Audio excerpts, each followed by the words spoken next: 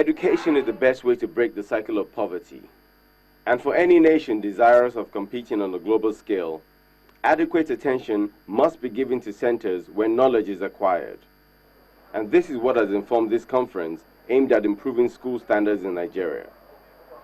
Organized by Incubator Africa Development Teams, IADT, the objective of the symposium is to seek ways of improving partnerships in the education sector to develop skills and school reforms. Educators, both from the private and public schools, are laying ideas on the table on how best this can be achieved. The team leader for IADT, Mrs. Alero Aida Otobo, sheds more light on the objective of the seminar. It's the combined effort that's going to be able to shift what needs to be shifted. It's the combined effort that's going to be able to build, for example, a new curriculum. It's the combined effort that's going to help us set up colleges of education that is competitive and can produce the kind of teachers that we want to see for the 21st century. And this year there is a new twist. The organizers have invited two men seeking positions of leadership to interact and make known their plans for the development of education. The first day has Vice Presidential hopeful under the All Progressive Party, Professor Yemi Oshibajo. To him, the early foundations are critical for any child's development. Early childhood education is crucial. Every educationist now knows that that is absolutely not negotiable. But we hardly have a structure for it at the moment, aside from the private school system. We hardly have a structure for that. But we need to have a structure for it. The other guest is the Lagos State governorship candidate of the People's Democratic Party, Mr. Jimmy Agbaje, who also believes in encouraging basic education.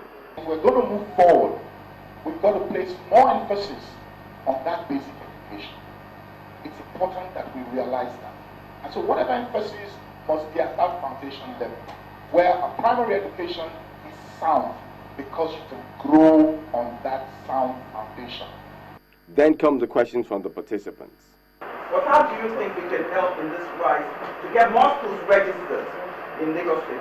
We're not going to encourage just registry schools for the form of registration. Because what I feel most, especially for the less endowed, so to say, in our society, is that they're taking their children to schools and are teaching them nothing. How can we bring both sectors together for a greater good in terms of what they do well and what the public sector needs?